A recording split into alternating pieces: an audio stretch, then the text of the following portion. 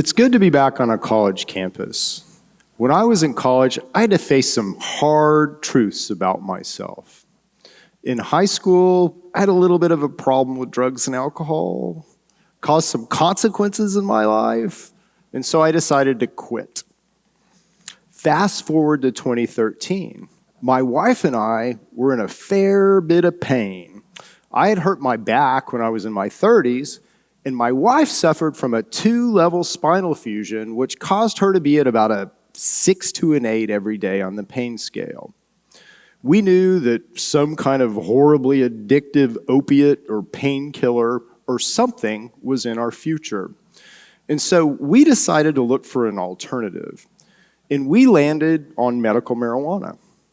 And we decided to drive to a state where marijuana was legal and try some.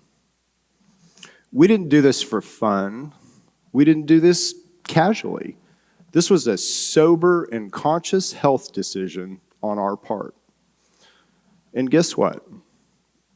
It worked.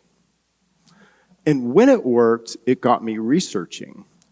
And what I found was that in 1993, a group of researchers had found that medical marijuana works because it affects something we all have called an endocannabinoid system. I learned that this endocannabinoid system was very common to most life on the planet. I read that a company called GW Pharmaceuticals, a European company, had developed 2 drugs based on the endocannabinoid system, one called Sativex and one called Epidiolex. And both of these drugs were having great results with pain. I read about a researcher called Dr. Ethan Russo. And Russo had postulated that the endocannabinoid system was the mammalian master regulatory system. That's a mouthful, isn't it? So let's unpack that a little bit. What does mammalian master regulatory system mean? Well, it means we work kind of like our car. And we understand that in our car, we have a computer, and that computer is always watching every system in our vehicle. It's always trying to balance every system to perfect function and perfect balance. If our vehicle needs something, that's communicated to the computer. It turns out we work in a very similar way. We have a brain that's our computer, and we have an endocannabinoid system that is our mechanism of action in our sensor array. Let's look at something like when we need to eat. So our vehicle needs something. How does that work? Well, that basically, our brain uses the endocannabinoid system to look at the state of every cell in our body.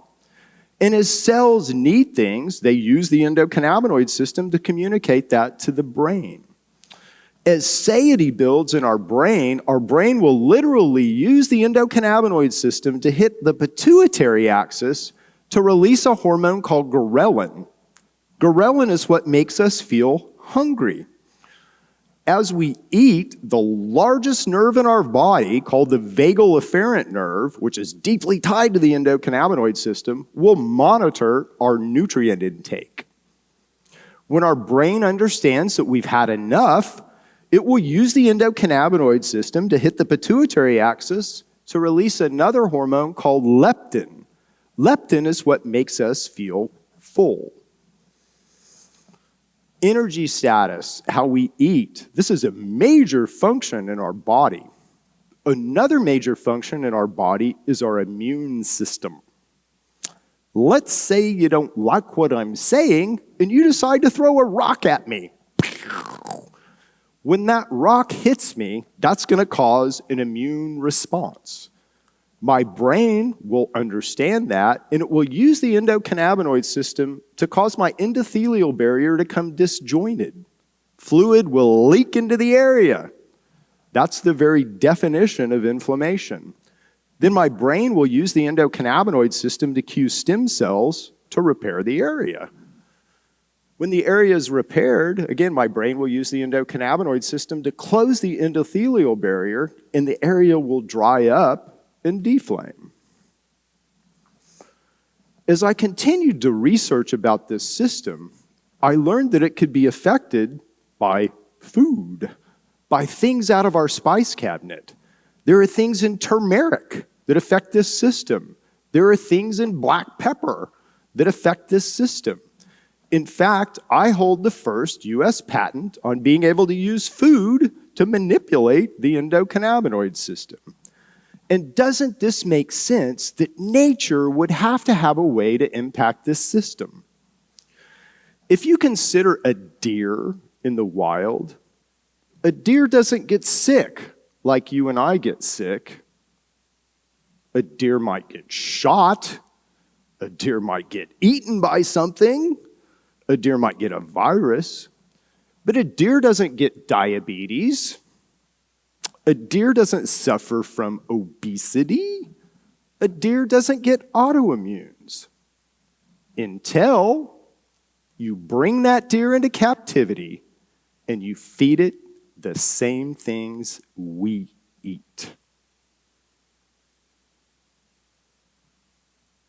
What is it that this deer knows that we don't know? A deer understands how to eat for the endocannabinoid system.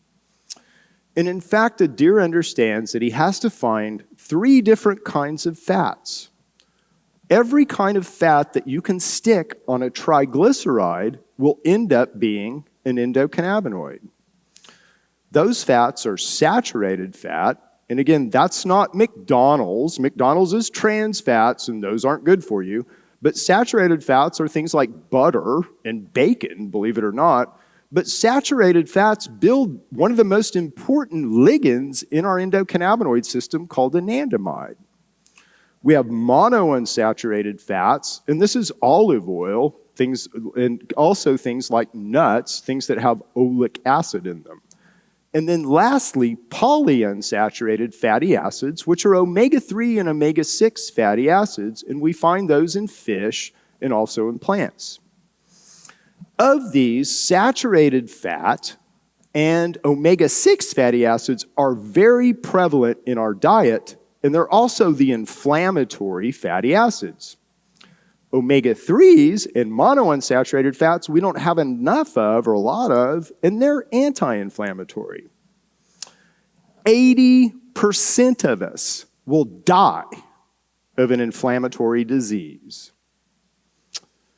Do you think it's any coincidence that we eat all these inflammatory fats and no anti-inflammatory fats? I don't think so.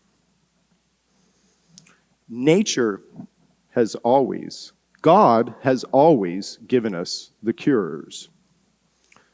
The cures are in nature. We just need the knowledge to unlock the cures. The endocannabinoid system is a key to that knowledge. Thank you.